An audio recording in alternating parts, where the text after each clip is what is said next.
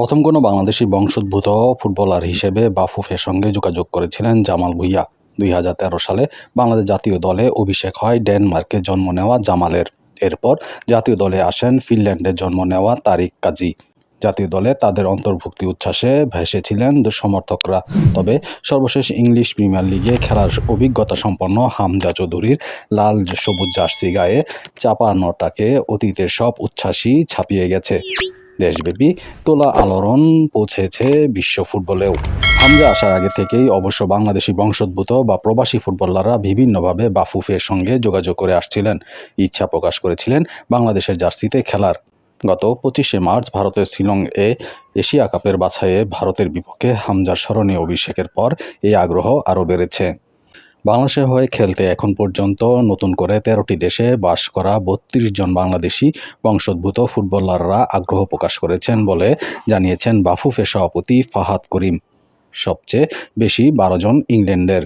যুক্তরাষ্ট্র, Canada, France, Italy, Sweden, Portugal, Jamaica, Somalia, Spain, Australia ইত্যাদি দেশের ফুটবলাররাও আছেন এই তালিকা।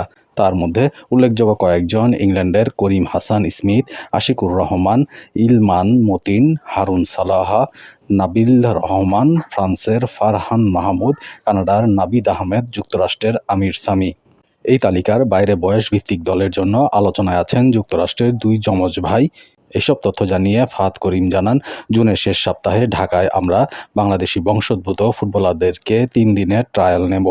যারা ইচ্ছা প্রকাশ করবে বাংলাদেশের হয়ে খেলার, আমরা তাদেরকে ট্রায়াল নেব। ট্রায়াল দেখে বুঝতে পারবো কারা কোথায় খেলার যোগ্যতা রাখে। ট্রায়ালের মাধ্যমে তাদের সুযোগ পেতে হবে। ট্রায়াল থেকে কাউকে পছন্দ হলে বয়স ভিত্তিক দলের জন্য বিবেচনা করা হবে। এখন পর্যন্ত পরিকল্পনা এমনই। বাফুফে সভাপতি বলেছেন, এই ট্রায়াল মূলত বয়সভিত্তিক দলের জন্য। সামনে অনেক বয়সভিত্তিক আন্তর্জাতিক খেলা আছে। এখান থেকে 2-3 জন পেলেও আমরা হয়তো বয়সভিত্তিক দল শক্তিশালী হবে। ট্রায়ালের খেলোয়াড় খোঁজার জন্য বাফুফের হয়ে কাজ করছে ডেনমার্কের বসবাসরত বাংলাদেশের ফুটবল ও স্বেচ্ছাসেবী 37 বছর বয়সী সাকিব মাহমুদ। কীভাবে কাজ করছেন তা নিয়ে ডেনমার্ক থেকে কাল তিনি জানান, ইনস্টাগ্রাম প্রোফাইল দেখে বাংলাদেশি বর্নস বিভিন্ন ফুটবলারকে খুঁজে নেই আমি। প্রক্রিয়াটা বাফুফের গত কমিটির সময় শুরু হয়। বর্তমানে অনেক বাংলাদেশি বংশোদ্ভূত ফুটবলার বা তাদের অভিভাবকেরা নিজ থেকেই আমাদের সঙ্গে যোগাযোগ করেছেন। এই ফুটবলারদের বয়স 16 থেকে 24-এর মধ্যে। শুধু একজনের বয়স 29 বছর।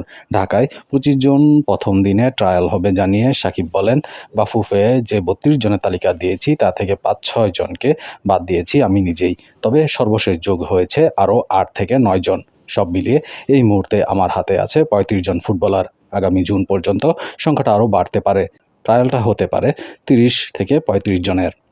তবে বাংলাদেশ জাতীয় দলের মধ্যে আপাতত বিবেচনায় আছেন শুধু একজন, কানাডিয়ান প্রিমিয়ার লিগে ক্লাব কালাভরি এফসির মিডফিল্ডার সামিত সোম। 2016 সালে কানাডার অনূর্ধ্ব-20 দলের হয়ে 7টি এবং 2018 সালে অনূর্ধ্ব-21 দলের হয়ে 4টি ম্যাচ খেলেছেন।